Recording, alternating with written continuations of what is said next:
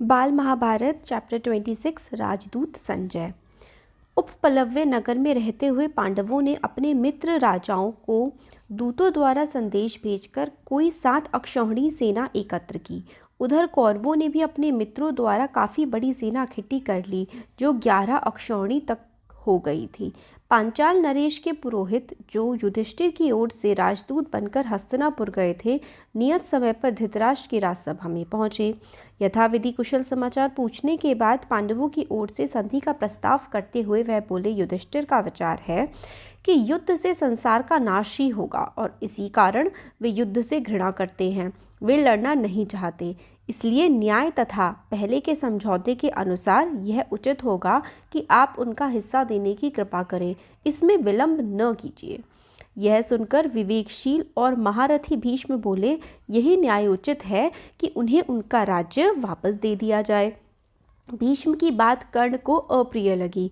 वह बड़े क्रोध के साथ भीष्म की बात काटकर दूत की ओर देखता हुआ बोला, 13वां बरस पूरा होने से पहले ही उन्होंने प्रतिज्ञा भंग करके अपने आप को प्रकट कर दिया है, इसलिए शर्त के अनुसार उनको फिर से 12 बरस के लिए वनवास भोगना पड़ेगा। कर्ण के इस प्रकार बीच में उनकी बात काटकर बोलने से भीष्म को बड़ा क्रोध आया। वह बोले, राधा पुत्र, तुम बेकार की बातें कर रहे हो। यदि हम युधिष्ठिर के दूत के कहे अनुसार संधि नहीं करेंगे तो निश्चय ही युद्ध छिड़ जाएगा और उसमें दुर्योधन आदि सबको पराजित होकर मृत्यु के मुंह में जाना पड़ेगा। भीष्म की बातों से सभा में खलबली मचने लगी। खलबली मचते देखकर धृतराष्ट्र बोले, सारे संसार की भलाई को ध्यान में रखकर मैंने यह निश्चय किया है कि अपनी तरफ से संजय को दूत बनाकर पांडवों के पास भेजा जाए। फिर धृतराष्ट्र ने संजय को बुलाकर कहा, संजय, तुम पांडु पुत्रों के पास जाओ। वहाँ कृष्ण, सात्यकी, विराट और राजा और आदि राजा जो होंगे उनसे कहना कि मैंने सब प्रेम उन सबकी कुशल पूछी है। वहाँ जाकर मेरी ओर से युद्ध न होने की चेष्टा करो। संजय उपप्लव्य को रवाना हो गए। वहाँ पहुंचकर युधिष्ठिर की सभा में सबको विधिवत प्रणाम करके बोले, महाराज, धृतराष्ट्र ने आपकी कुशल पूछी है और कहा है कि वह युद्ध की बात नहीं करना चाहते, वह तो आपकी मित्रता चाहते हैं। संजय की ये बातें सुनकर राजा युधिष्ठिर बड़े प्रसन्न हुए और बोले, मैं तो संधि ही करना चाहता हूँ। युद्ध का विचार करते ही मेरा मन घृणा से भर जाता है। यदि हमें अपना राज्य वापस मिल जाए तो हम अपने सारे कष्ट भूल जाएंगे। संजय ने कहा, युधिष्ठिर, धृतराष्ट्र के पुत्र ना तो अपने पिता की बात पर ध्यान देते हैं, ना भीष्म की ही कुछ सुनते हैं। आप सदा से ही न्याय पर स्थिर हैं। आप युद्ध की चाह ना करें। संजय की ये बातें सुनकर युधिष्ठिर बोले, संजय, श्री कृष्ण दोनों पक्षों के लोगों के हित चिंतक हैं। वह जो सलाह देंगे वैसा ही मैं करूँगा। तभी श्री कृष्ण बोले, मैं स्वयं हस्तिनापुर जाना उचित समझता हूँ। मेरी यही इच्छा है कि कौरवों से संधि की जा सकती हो तो की जाए। श्री कृष्ण के बाद युधिष्ठिर फिर बोले, संजय, कौरवों की राजसभा में जाकर महाराज धृतराष्ट्र को मेरी तरफ से प्रार्थना पूर्वक संदेश सुनाना कि कम से कम हमें 5 गांव ही दे दे। हम 5 भाई इसी से संतोष कर लेंगे और संधि करने को तैयार होंगे। युधिष्ठिर का यह संदेश लेकर संजय पांडवों तथा श्री कृष्ण से विदा होकर हस्तिनापुर को रवाना हो गए। राजसभा में आकर उन्होंने युधिष्ठिर की सभा में जो चर्चा हुई थी उसका सारा हाल कह सुनाया। संजय के इस प्रकार कहने पर भीष्म दुर्योधन को दोबारा समझाने के बाद धृतराष्ट्र से बोले, राजन, कर्ण बार बार यही धम भर रहा है कि खत्म कर डालूंगा, किंतु मैं कहता हूँ कि पांडवों की शक्ति का 16वां हिस्सा भी उसमें नहीं है। तुम्हारा पुत्र उसी के कहे में चलता है और अपने नाश का आप ही आयोजन कर रहा है। विराट नगर पर आक्रमण करते समय जब अर्जुन ने हमारा दर्प चूर कर दिया था तब कर्ण वहीं तो था। गंधर्व जब दुर्योधन को कैद करके ले गए थे तब यह डपोर संघ कर्ण कहाँ छुप गया था। गंधर्वों को अर्जुन ने ही तो भगाया था और दुर्योधन को उनकी कैद से मुक्त किया था। इसके बाद धृतराष्ट्र ने संतप्त होकर दुर्योधन को समझाया, बेटा, भीष्म पितामह जो कहते हैं वही करने योग्य है, युद्ध न होने दो, संधि करना ही उचित है। दुर्योधन जो यह सब बातें सुन रहा था उठा और अपने पिता को साहस बंधाता हुआ बोला, पिताजी, आप भी कैसे भोले हैं जो यह भी नहीं समझते कि स्वयं युधिष्ठिर हमारा सैन्य बल देखकर घबरा उठे हैं और इसी कारण आधे राज्य की बात छोड़कर अब केवल 5 गांव की याचना कर रहे हैं। क्या उनकी इस 5 गांव वाली मांग से यह सिद्ध नहीं होता कि हमारी 11 अक्षौणी सेना देखकर युधिष्ठिर के मन में भय उत्पन्न हो गया है? इतने पर भी आपको हमारी विजय के बारे में संदेह हो रहा है? यह बड़े आश्चर्य की बात है। धृतराष्ट्र ने समझाते हुए कहा, बेटा, जब 5 गांव देने से युद्ध टलता है तो बाज आ जाओ युद्ध से। तुम्हारे पास तो फिर भी पूरा का पूरा राज्य रह जाता है, अब हट ना करो। लेकिन इस उपदेश से दुर्योधन चिढ़ गया और बोला, मैं तो सुई की नोक के बराबर भूमि भी पांडवों को नहीं देना चाहता हूँ। आपकी जो इच्छा हो करो, अब इसका फैसला युद्ध भूमि में ही होगा। यह कहता कहता दुर्योधन उठ खड़ा हुआ और बाहर चला गया। सभा में खलबली मच गई और इस गड़बड़ी में सभा भंग हो गई। इधर संजय के उपप्लव्य से रवाना हो जाने के बाद युधिष्ठिर कृष्ण से बोले, वासुदेव, संजय तो महाराज धृतराष्ट्र के मानो दूसरे प्राण हैं। उनकी बातों से मुझे महाराज के मन की बात स्पष्ट रूप से मालूम हो गई है। मैंने तो कहला भेजा है कि मैं केवल 5 गांव से ही संतोष कर लूँगा, किंतु ऐसा लगता है कि वे दुष्ट इतना भी देने को तैयार नहीं होंगे। इस बारे में अब आप ही सलाह दे सकते हैं। युधिष्ठिर की बातें सुनकर श्री कृष्ण ने कहा, युधिष्ठिर, मैंने भी एक बार स्वयं हस्तिनापुर जाने का इरादा कर लिया है। तुम लोगों के स्वतत्वों को युद्ध से बचाने की चेष्टा करूँगा।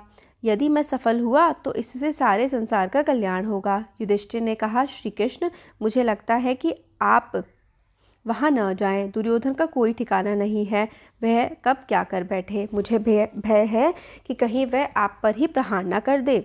श्री कृष्ण बोले, धर्मपुत्र, मैं दुर्योधन से भली भांति परिचित हूँ, फिर भी हमें प्रयत्न करना ही चाहिए। किसी के यह कहने की गुंजाइश ही मैं नहीं रखना चाहता कि मुझे शांति स्थापित करने का जो प्रयास करना चाहिए था वह नहीं किया गया, इसलिए मेरा तो जाना ही ठीक होगा। इतना कहकर श्री कृष्ण हस्तिनापुर के लिए विदा हुए। चैप्टर 27, शांति दूत श्री कृष्ण। शांति की बातचीत करने के उद्देश्य से श्री कृष्ण हस्तिनापुर गए। उनके साथ सात्यकी भी गए। रास्ते में कुशस्थल नामक स्थान में वे एक रात विश्राम करने के लिए ठहरे। हस्तिनापुर में जब यह खबर पहुंची कि श्री कृष्ण पांडवों की ओर से दूत बनकर संधि चर्चा के लिए आ रहे हैं, तो धृतराष्ट्र ने आज्ञा दी कि नगर को खूब सजाया जाए। पुरवासियों ने द्वारकाधीश का स्वागत की धूमधाम से तैयारियां की। दुशासन का भवन दुर्योधन के भवन से अधिक ऊंचा और सुंदर था, इसलिए धृतराष्ट्र ने आज्ञा दी कि उस भवन में श्री कृष्ण को ठहराने का प्रबंध किया जाए। श्री कृष्ण हस्तिनापुर पहुंच गए। पहले श्री कृष्ण धृतराष्ट्र के भवन में गए, फिर धृतराष्ट्र से विदा लेकर वह विदुर के भवन में गए। कुंती वहीं कृष्ण की प्रतीक्षा में बैठी थी। कृष्ण को देखते ही उन्हें अपने पुत्रों का स्मरण हो आया।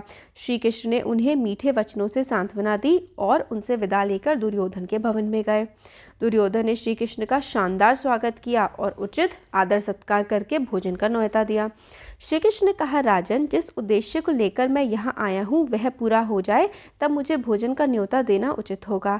यह कहकर वे विदुर के यहाँ चले गए और वहाँ भोजन करके विश्राम किया। इसके बाद श्री कृष्ण और विदुर में आगे के कार्यक्रम के बारे में सलाह हुई। विदुर ने कहा, उनकी सभा में आपका जाना भी उचित नहीं है। दुर्योधन आदि के स्वभाव से जो भी परिचित थे उनका भी यही कहना था कि वे लोग कोई ना कोई कूचक्र रचकर श्री कृष्ण के प्राणों तक को हानि पहुंचाने की चेष्टा करेंगे। विदुर की बातें ध्यान से सुनने के बाद श्री कृष्ण बोले, मेरे प्राणों की चिंता आप न करें। दूसरे दिन सवेरे दुर्योधन और शकुनी ने आकर श्री कृष्ण से कहा, महाराज, धृतराष्ट्र आपकी प्रतीक्षा कर रहे हैं। इस पर विदुर को साथ लेकर श्री कृष्ण धृतराष्ट्र के भवन में गए। वासुदेव के सभा में प्रविष्ट होते ही सभी सभासद उठ खड़े हुए। श्री कृष्ण ने बड़ों को विधिवत नमस्कार किया और आसन पर बैठे। राजदूत एवं संभ्रांत अतिथि सा उनका सत्कार किया गया। इसके बाद श्री कृष्ण उठे और पांडवों की मांग सभा के सामने रखी। फिर वह धृतराष्ट्र की ओर देखकर बोले, राजन, पांडव शांति प्रिय हैं, परंतु साथ ही यह भी समझ लीजिए कि वे युद्ध के लिए भी तैयार हैं। पांडव आपको पिता स्वरूप मानते हैं। ऐसा उपाय करें जिससे आप भाग्यशाली बने। यह सुनकर धृतराष्ट्र ने कहा, सभासदों, मैं भी वही चाहता हूँ जो कृष्ण को प्रिय है। इस पर श्री कृष्ण दुर्योधन से बोले, मैं इतना ही कहना चाहता हूँ कि पांडवों को आधा राज्य लौटा दो और उनके साथ संधि कर लो। यदि यह बात स्वीकृत हो गई तो स्वयं पांडव तुम्हें युवराज और धृतराष्ट्र को महाराज के रूप में सहर्ष स्वीकार कर लेंगे। भीष्म और द्रोण ने भी दुर्योधन को बहुत समझाया, फिर भी दुर्योधन ने अपना हट नहीं छोड़ा। वह श्री कृष्ण का प्रस्ताव स्वीकार करने पर राजी न हुआ। धृतराष्ट्र ने दोबारा पुत्र से आग्रह किया कि श्री कृष्ण का प्रस्ताव मान ले, नहीं तो कुल का सर्वनाश हो जाएगा। दुर्योधन ने अपने आप को निर्दोष सिद्ध करने की जो चेष्टा की थी उससे श्री कृष्ण को हंसी आ गई। तभी श्री कृष्ण ने दुर्योधन को उन सब अत्याचारों का विस्तार से विस्मरण दिलाया जो उसने पांडवों पर किए थे। भीष्म, द्रोण आदि प्रमुख वृद्धों ने भी श्री कृष्ण से इस वक्तव्य का समर्थन किया। यह देखकर दुशासन क्रुद्ध हो उठा और बोला, भाई, मालूम होता है ये लोग आपको कैद करके कहीं पांडवों के हवाले न कर दें, इसलिए चलिए यहाँ से निकल चले। इस पर दुर्योधन उठा और अपने भाइयों के साथ सभा से बाहर चला गया। इसी बीच धृतराष्ट्र ने विदुर से कहा, तुम जरा गांधारी को सभा में ले आओ। उसकी समझ बहुत स्पष्ट है और वह दूर की सोच सकती है।